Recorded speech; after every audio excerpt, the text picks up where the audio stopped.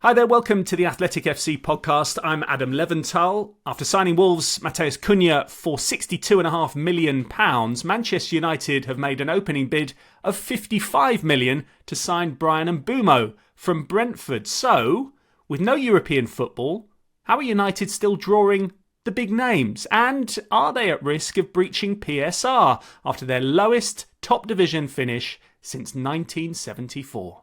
Well, joining me today, we have the Athletic's Manchester United writers Carl Anka and Mark Critchley. It is great to see you both. Carl, let me start with you. We'll come on to how this spending is possible financially.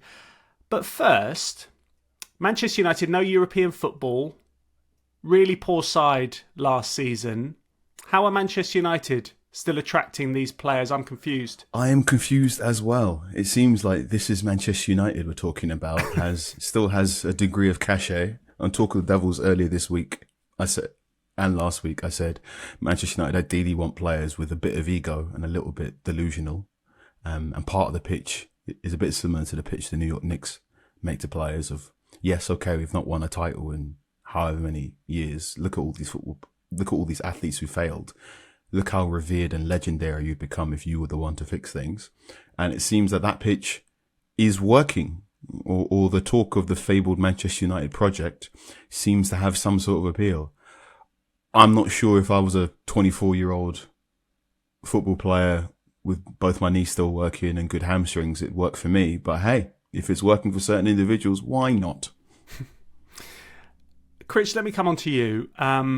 Many clubs do this. United are going to stagger their transfer spending in instalments over the years. They have still on a tab £300 million worth of money that they owe for players that are on their books. Didn't Sir Jim Ratcliffe say something about going bust by Christmas if there weren't cost-cutting measures? And now they're scheduled to spend £100 million on two players. Make this make sense? I'll try my best. I've been trying to make sense of this all week, and I think I've just about managed it. So what I always come back to with this is, I was talking to somebody in football once, and I was saying, how do clubs work this?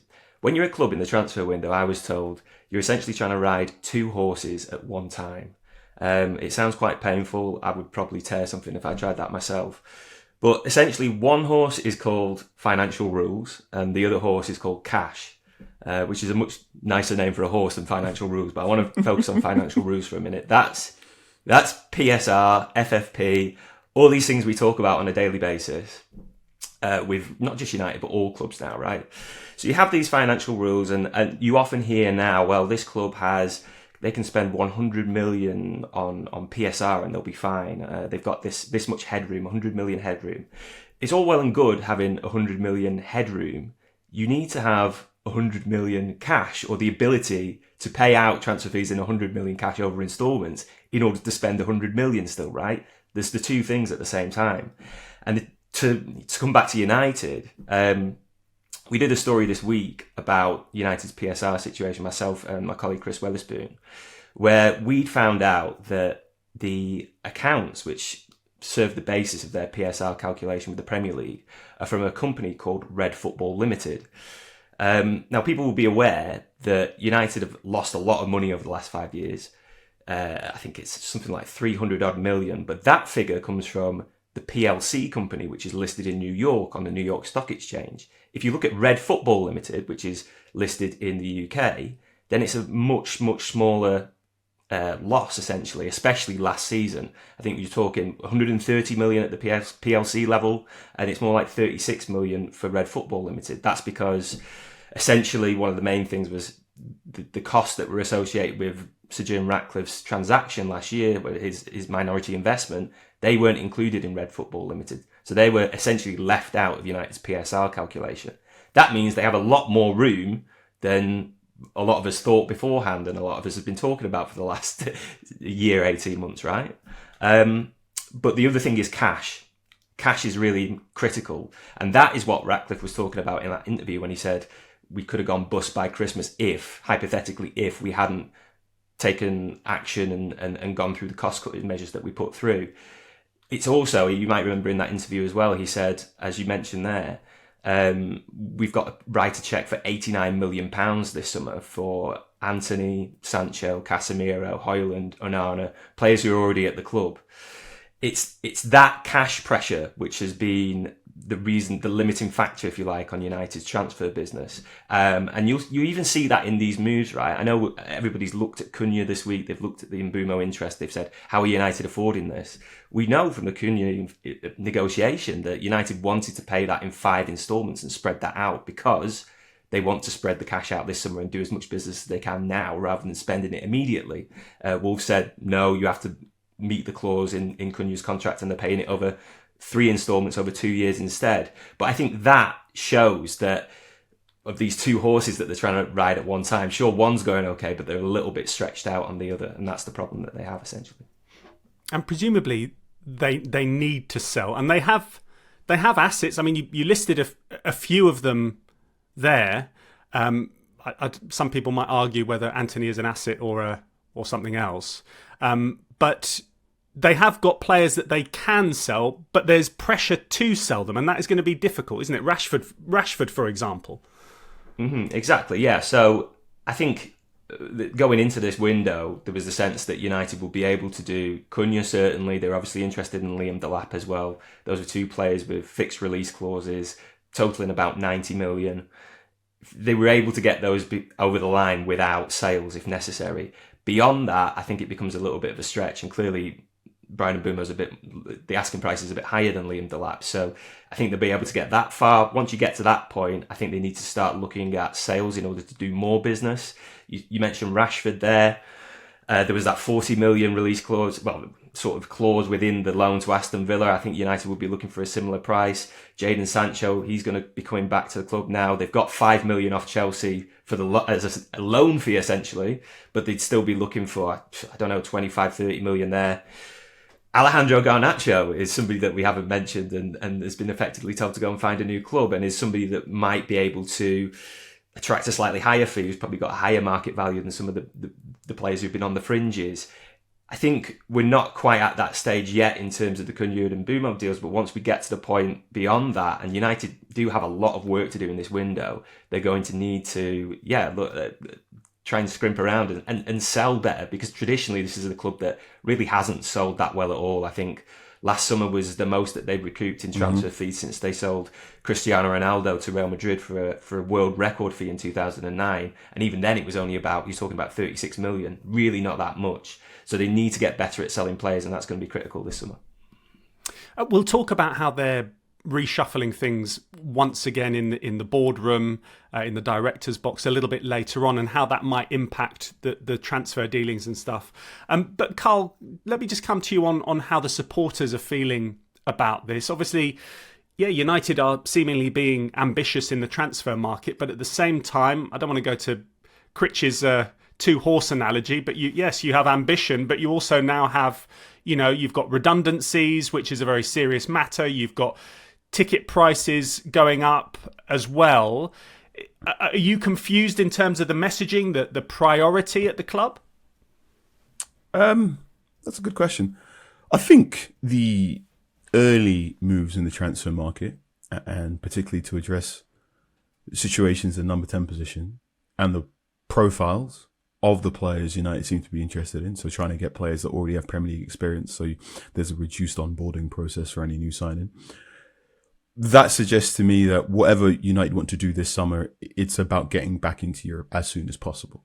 So if you are one of the Manchester United fans that took planes, trains and automobiles to get to Bilbao and was heartbroken and disappointed and thought, oh my goodness, it could be a long time in the wilderness, the current 9 days of business at Manchester United feels like a message from the club trying to reassure you, saying, don't worry, that the 25-26 season is just going to be one blip without European football, and we will be straight back in there. No guarantees as to whether it'll be Champions League football or Europa League or Conference League football, but the intention very much is to be straight back in there rather than, say, a longer term rebuild that will be built mostly on academy graduates, shall we say. So that's the noise I'm getting just looking at that business from the last 10 days. I think that the response, particularly on Monday evening, after David Ornstein reported Bryan Mbuemo, I should say. I've been riding two horses trying to get that pronunciation on control. Please forgive me. I think when David Ornstein reported that Bryan from Brentford was open to going to Manchester United, that shifted the needle from despair into excitement just a little bit, because I think Mbuemo is a fantastic football player, and he could be quite transformative to Manchester United's attack as well. So I suppose this is tentative excitement. There are very, very good reasons for Manchester United fans to be annoyed and saddened and wondering what on earth is going on. But the very quick signing of Cunha and interest in Mbuemo suggests that United have some sort of a plan as to go about beginning to sort this out. We'll be talking tactics as well a little bit later on, and we'll get stuck into this. But Mark, from the view of people outside of the club, when you see a club spending big on players, it's almost a reinforcement of the fact that they're backing their manager to get the goodness out of these players as well. So, you know, what you're hearing, everyone's fully behind Ruben Amorim, and it's not going to turn sour as it did with Erik ten Hag, 5 months into the season or whatever it was. Well, look, that's been the consistent message before the Europa League final, after the Europa League final. That's been the line that Ruben Amorim is the person to lead the club forward, and the hierarchy still absolutely believe in that. I think everybody would agree that he needs to be given the opportunity to actually, have a transfer window and be able to adapt the squad to his methods, because this is quite a gear shift that United are doing, right? That mid-season, they brought in a manager who plays a very different system with very specialist and specific roles that aren't totally tailored to the squad as it is right now. I think, despite the fact that it was a horrendous 6 months or so and resulted in United's lowest ever Premier League finish, he still needs to be given the opportunity and the support in the transfer market in order to turn things around. And I think most people would agree with that.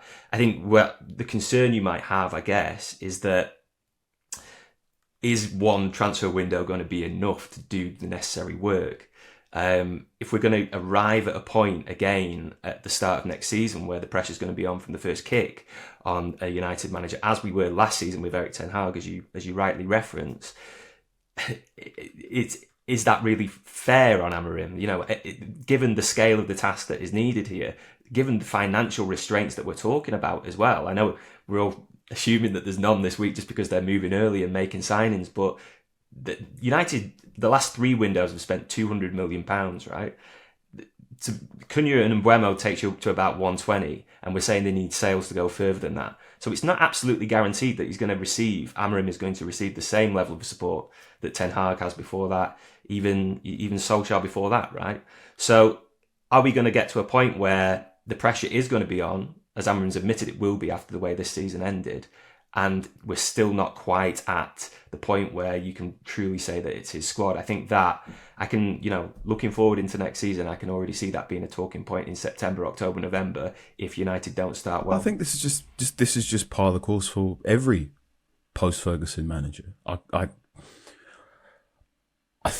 It's very hard to make the argument that any post-Ferguson manager managed to get their squad due to various snafus in the transfer market and missing some of their preferred targets. We know Ole Gunnar Solskjaer wanted Declan Rice and was interested in Jack Grealish, and may have whispered something in Nathan Ake's ear when Ake was at Bournemouth. We know very well that Erik ten Hag didn't want to sell Scott McTominay and did want to bring in Harry Kane. However, you couldn't afford Harry Kane because you spent 60 million on Casemiro in the previous summer. So I do not think we are going to get into August and say this is Ruben Amorim's squad and this is built to Ruben Amorim's needs. However, I don't think that's a proper barometer for any Manchester United manager, because every single Manchester United manager has to have pressure. That's part of the job title, You can't be a Manchester United manager and not be under pressure, because Manchester United are one of the biggest football clubs in the world. And when you go, as long as this club has gone without winning a Premier League or a Champions League, you will eventually run into at least 2 press conferences next season where a journalist goes, how long do you think it's going to take for the 21st Premier League title to be delivered? Because the clock is always ticking. You almost said this is Manchester United Football Club in the wild. There, very, very close to saying it, which I was going to enjoy, but you just turned away at the end. Now, Carl, I saw you on another podcast this week with a little tactics board out.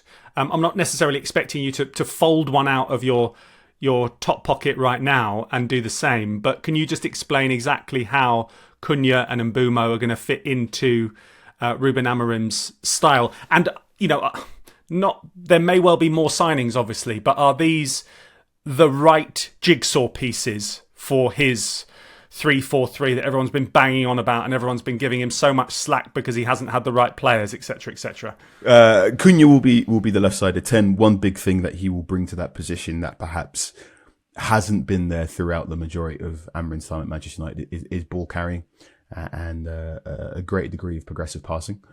So while Garnacho, Rashford, sometimes Joshua Zirkzee have been used in that position, they don't necessarily have the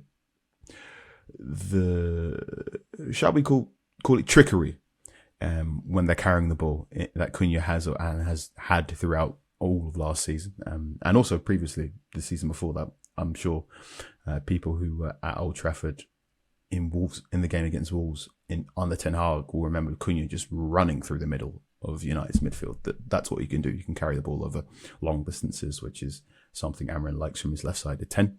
He's also fond of shooting from outside the box, which that's sometimes useful. There was a point where Man United had a lot of players who were good at shooting from outside the box, and then that dropped off. So that's what he's going to bring. If I think it's really important here to say if, because this Mbuemo conversation is right at the start.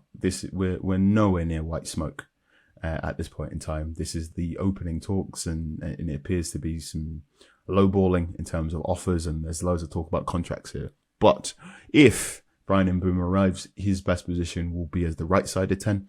Amorim, I asked Amorim after United got past Athletic Club in the Europa League, what sort of characteristics he wanted to strengthen. And he specifically mentioned the right-sided 10. And he specifically said it's for a right-sided 10, it's important if you have a left foot. And Mbuemo is naturally left-footed. He said because it's really useful if you can go inside and you can go outside. Now, the interesting wrinkle there is one of your options for right-sided 10 already is Ahmad, who is left-footed as well there. So he's maybe... Amorim is looking to go double lefty on that side of the field. We shall see. Now, what I also showed in the tactics board is if you are going to have two ball-dominant number 10s, which Cunha and Mbuemo have been for their respective clubs in Wolves and Brentford, they're two players that the attack largely is run through them or punctuated by them, then that will change what sort of shopping you do for your central midfielders and your striker, because you ideally don't want to cause a traffic jam in the middle of the field, just outside the penalty area. So it's a lot better, a lot more useful that if you're going to go in the market for a striker after you've got Cunha and maybe Mbuemo, you want your striker to be more of a last line number 9. Someone who can really stretch the play, really push centre forwards, backwards. In an ideal universe, if Manchester United had the unlimited money glitch, you probably want to get someone like Victor Osimhen. Now, they don't have the unlimited money glitch and they're trying to ride two horses at the same time. And I don't know if they have another horse called negotiating with De Laurentiis. So they're going to have to get really creative there too. I also think if you are getting Cunha and Mbuemo, that means Bruno Fernandes will move from one of the number 10 positions into central midfield, which then will have a knock-on effect onto the other central midfield who's playing next to Bruno Fernandes, which will also have a knock-on effect to your wing-backs, which will, and etc., and etc., and etc. The interesting thing is there are a number of areas that Manchester United need to improve on in this transfer window. The difficulty is those areas are all of them. But that's interesting, Carl, because, look, I think a lot of people that will see these two signings, Cunha and Mbuemo, coming over the hill, they'll go, if there are other Premier League supporters of other teams, they go, I'd have them in my team. I think they would probably make most teams better, or at least have a positive impact on most teams. And that has Critch sort of been a bit of a rarity in terms of Manchester United's recent business, because it's not necessarily impressed a lot of people, the players that they have brought in over the last couple of windows, or am I being unfair? I mean, Euro maybe aside.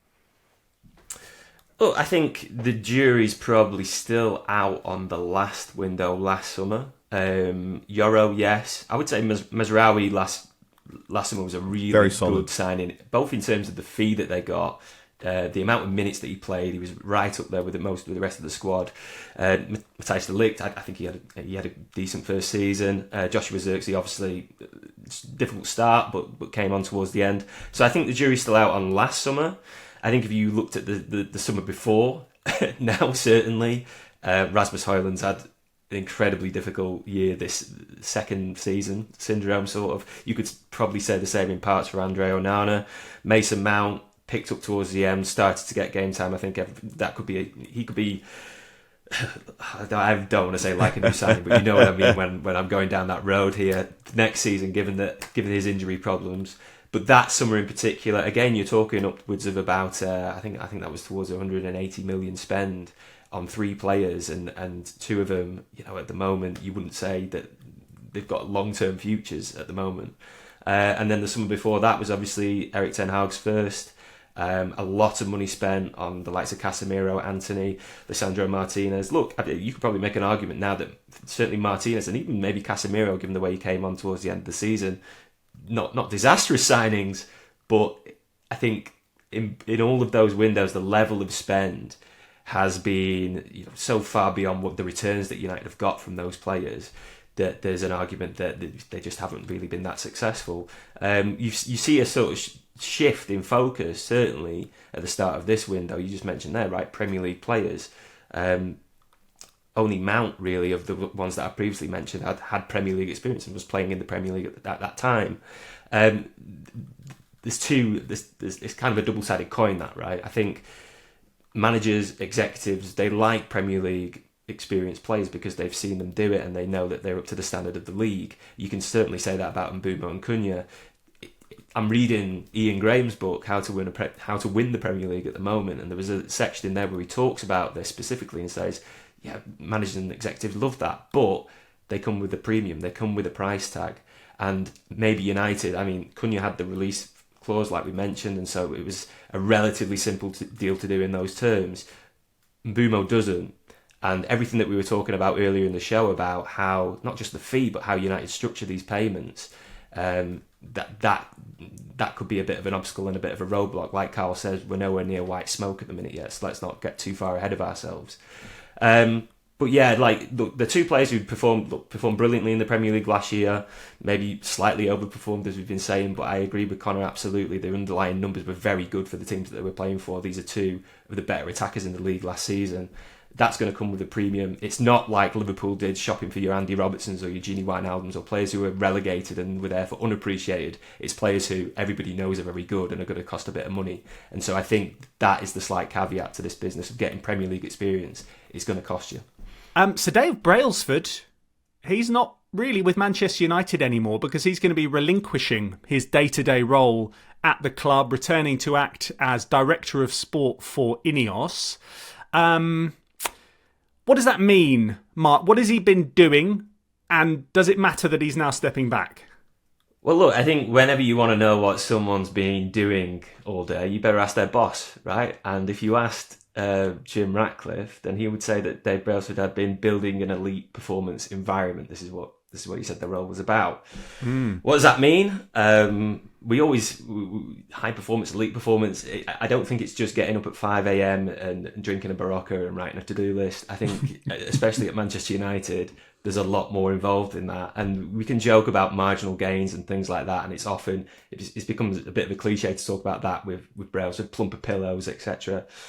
I think that sort of misunderstands the position that United were in when Ratcliffe came in and when Brailsford came in. He was very prominent, more prominent in the initial period, in the early months under Ratcliffe, even before the actual the investment had been finalised. He was in shaking people's hands at Carrington, trying to understand how the club works, how the club ticks, and it was bigger picture stuff than these marginal gains, right?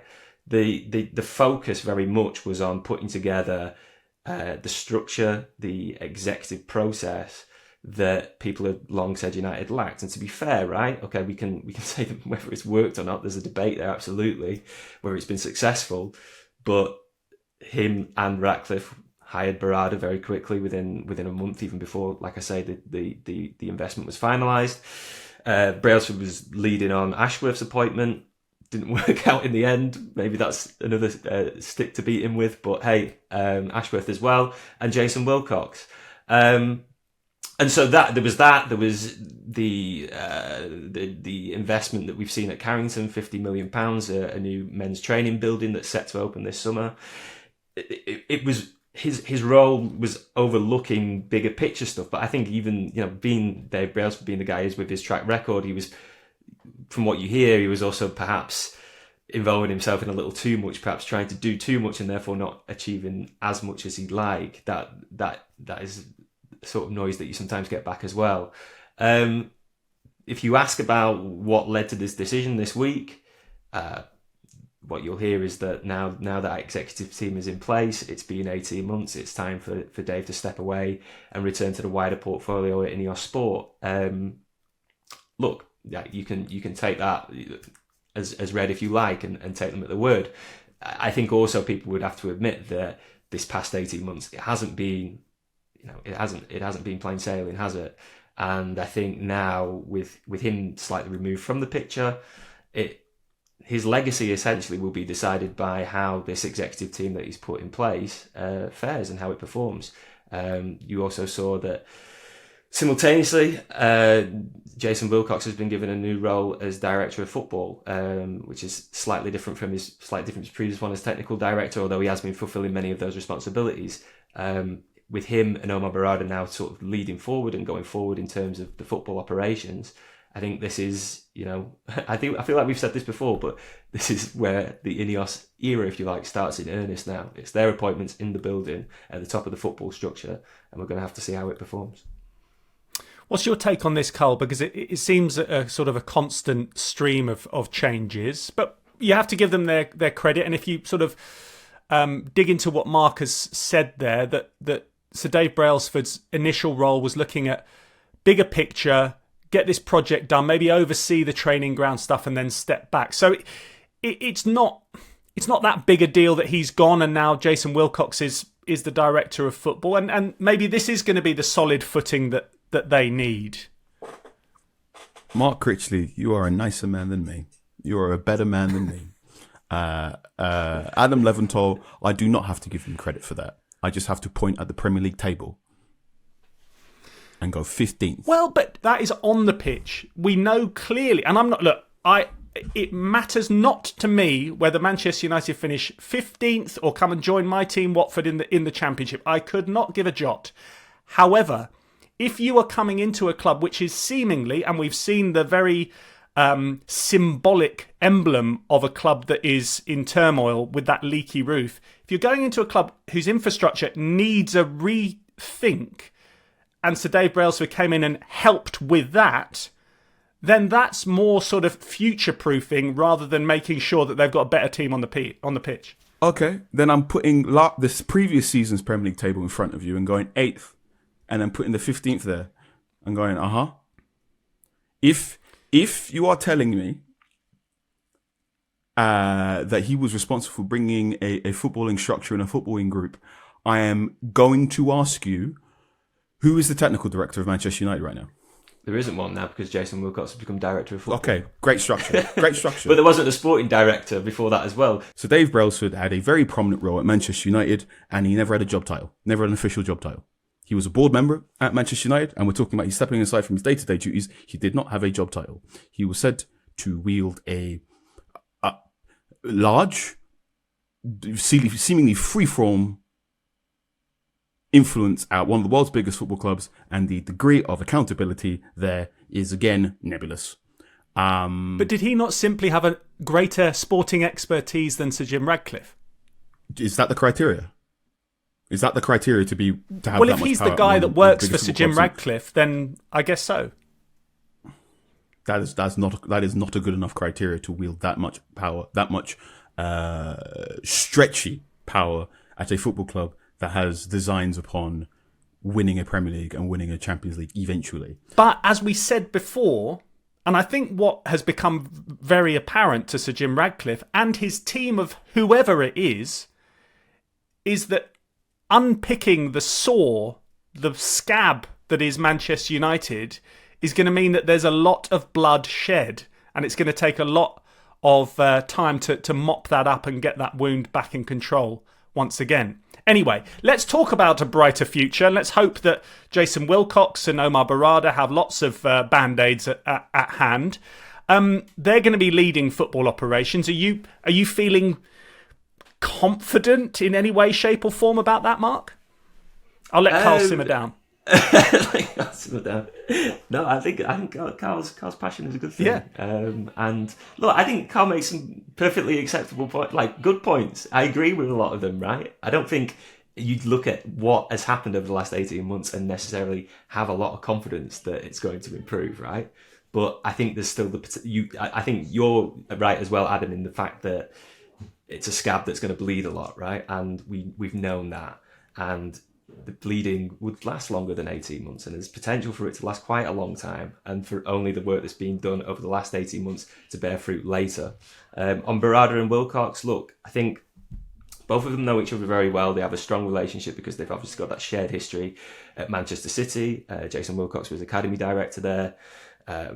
Berrada was the COO. He was also, heading up football operations for a time as well. So they've got that relationship. Wilcox, very strong relationship with Amorim. In his technical director role, he was a bit more of a sort of bridge between the executives and the coaches. Director of football, it's different, right? It's going to be more focused on recruitment, but then that has already been a big element of his work already, both before Ashworth came in because they needed somebody to do that, and then after Ashworth went, those gaps needed to be filled, and he was doing a lot of the work there. It's not a role that he's done, I guess, since he was at Southampton, right? As Carl will know well, having covered them in the past as well. His track record there, I mean, they were a championship side. Yep, got relegated from the Premier League, parachute payments, etc. Came up through the playoffs. They've gone straight back down the following season. Look, it's not the sort of CV that would make you a shoo-in at one of the biggest clubs in the world for such an important role. So I think there's a lot of it's going to be a real test of his credentials and his responsibilities this summer. But he's made an impression, and that's clearly why he's been given this heightened role, if you like. You could call it even a promotion. Over the last 18 months, he's made an impression. Berrada, he's somebody who, like I said, he's the CEO, but he has that experience of working on the football side as well at City. He was across negotiations, logistics over contracts and transfers. I think if you remember watching that Amazon documentary when they signed Aymeric Laporte, he's the guy in the room with him, making sure that it all goes well. So he's a chief executive that can contribute to the football side. He was the driving force behind Amorim's appointment, so he's got that influence. He's got that, that sway with the higher ups with Ratcliffe. I think we should also mention Christopher Vivell as well, actually, director of recruitment. He was interim last summer, again, to sort of fill some of the gaps that were, Ashworth was on gardening leave, etc. He's made a real impression. He's been made permanent.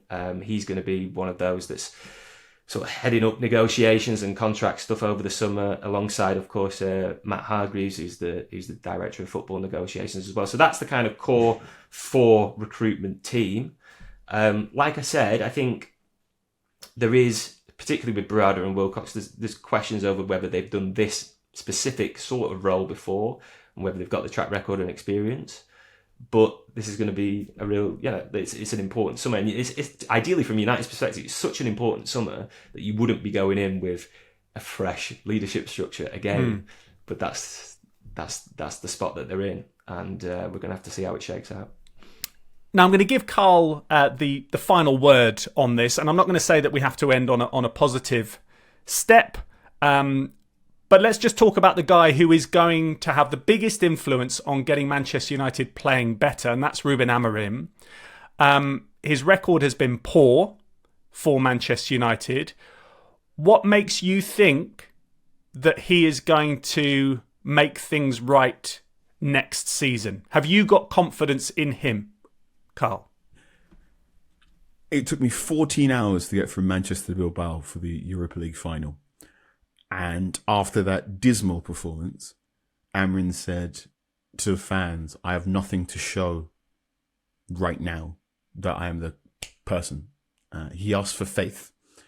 So there's that lovely bit in Conclave where Ralph Fiennes' character says, faith requires uncertainty, to believe even though you're not truly certain. Amorim's asking me to believe in him even though all of the previous evidence suggests this might not work out. So, is he going to be the person who fixes Manchester United? Well, you have to be, because if you're not going to be here for quite past Christmas. So, here we go. Yeah. Okay. I thought you might end positively, but it didn't happen. No, look. A lot of fun. Carl, thank you very much indeed. Thanks to Mark as well. And thank you very much for watching once again. Don't forget to like the video, subscribe to the channel as well if you haven't already, and leave us a comment below. Thank you very much for now. We'll catch you next time. If you want to watch more episodes of the show, please subscribe to the channel. We'll be joined by the likes of David Ornstein, Matt Slater, Adam Crafton, Carl Anka, and plenty more through the season. If you'd like to listen to the episodes in full in audio form, search The Athletic FC wherever you get your podcasts from.